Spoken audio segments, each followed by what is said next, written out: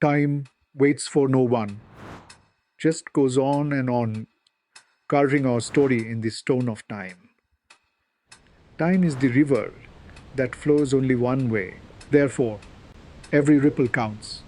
As the sands of time slip through our fingers, every grain becomes a story, a lesson, a reason to savor the preciousness of time. Life's most precious jewels are not found in vaults, but in the ticking heartbeats that remind us to cherish the gift of time. Hello, everyone. Welcome to another episode of The Journey Through Time, where I explore fascinating topics from history and science. Today, I want to talk about the history of timekeeping, from the very ancient times of hunter-gatherers to the modern era.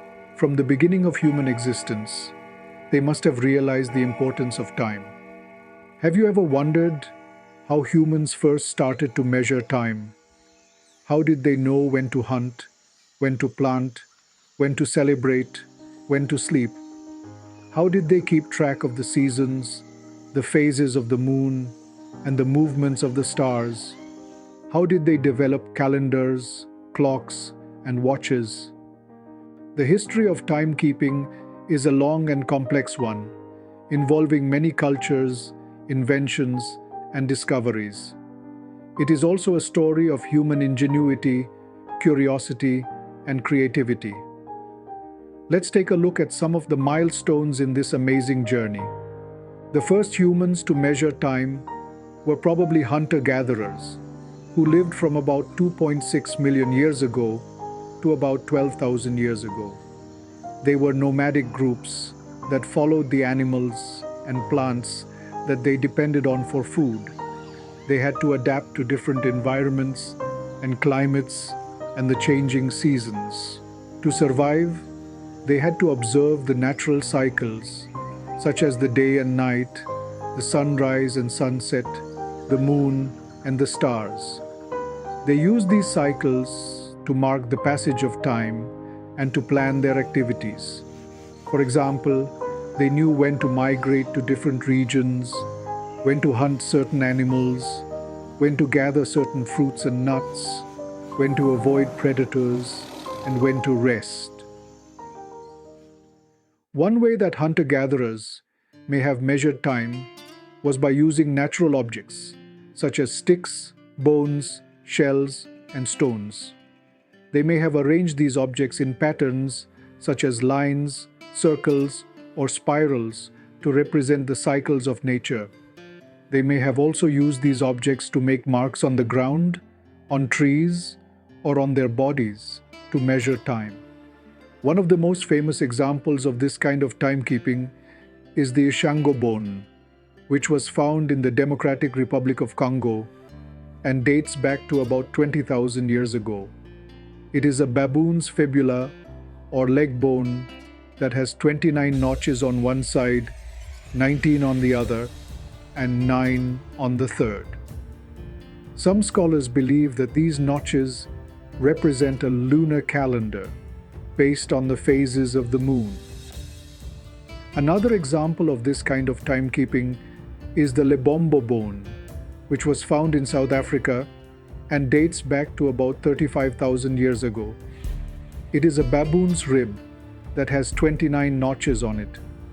Some scholars believe that these notches also represent a lunar calendar or a menstrual cycle.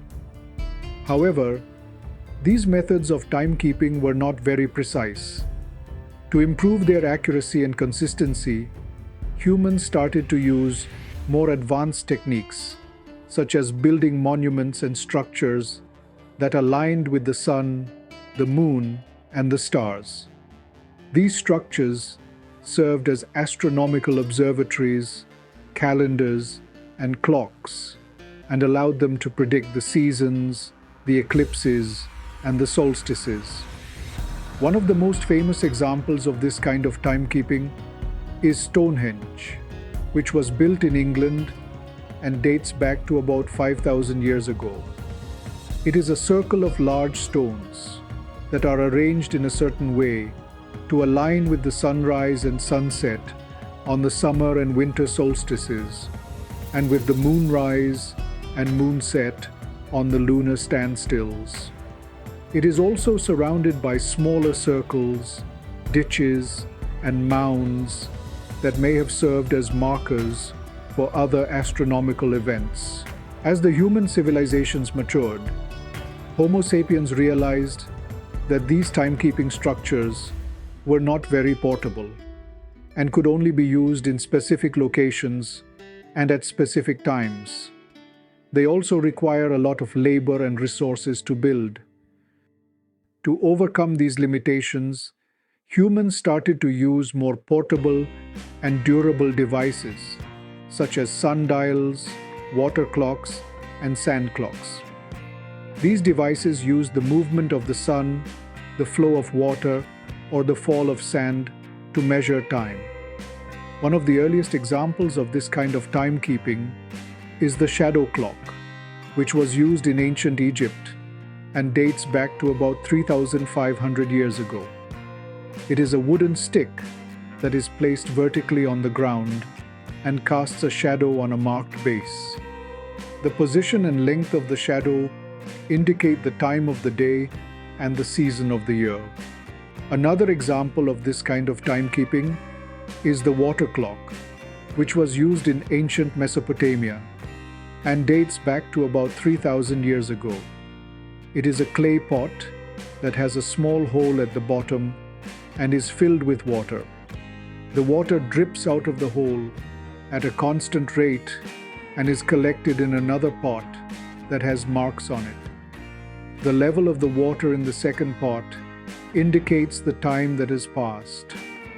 However, these devices were not very accurate and could be affected by the weather, the temperature, the pressure, or the humidity. They also required constant maintenance and calibration. Over the next 2,000 odd years, there were nearly no change in timekeeping technologies. In the 11th century, several European cities displayed time on a large dial, but those were manned by human hands. The world's first mechanical clocks were tower clocks constructed in the region from northern Italy to southern Germany from around 1270 to 1300 during the Renaissance period. These clocks did not have dials or hands, but told the time by striking bells. The clocks used suspended weights to move their wheels. There were two such weights, one to move the clock and the other to ring the bell. As time passed, we learned to build more accurate mechanical clocks. In the 16th century, the first accurate pendulum clock was built in the Netherlands. Thereafter, we have constantly built mechanical clocks, which were better than before. In the 15th century, the first pocket watch was invented. Pocket watches evolved from clock watches, also known as Nuremberg eggs, which were worn on chains around the neck.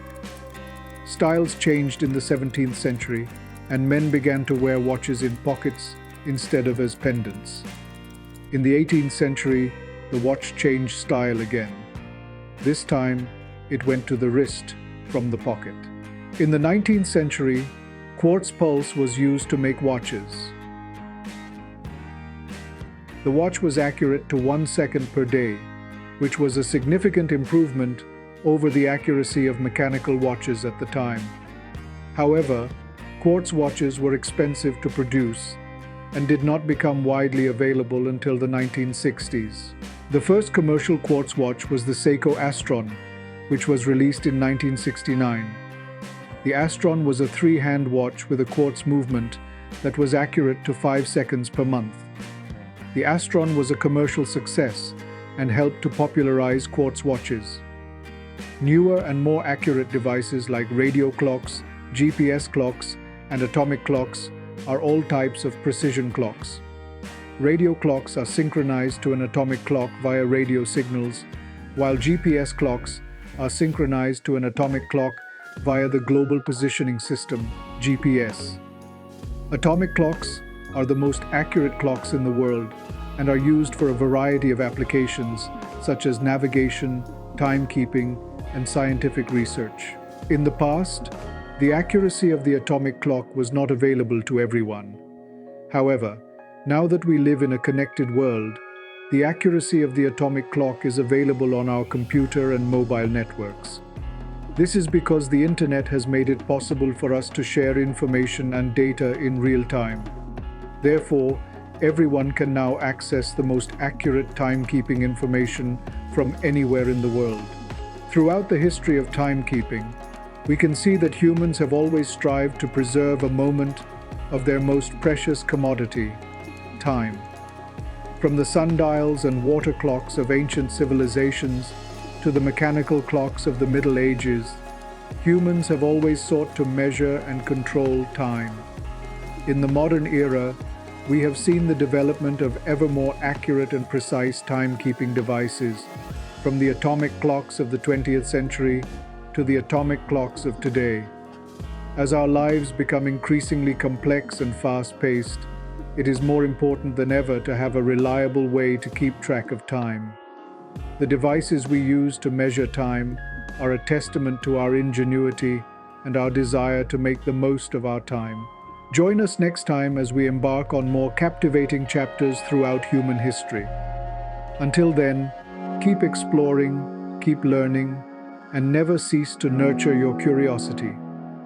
Thank you for tuning in to this journey through time. If, like us, you find the journey through our past utterly enthralling, we invite you to join us on future expeditions.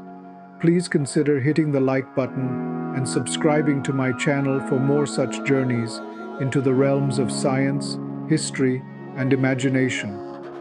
Until our next adventure, let your curiosity soar and continue to explore the boundless wonders of our world.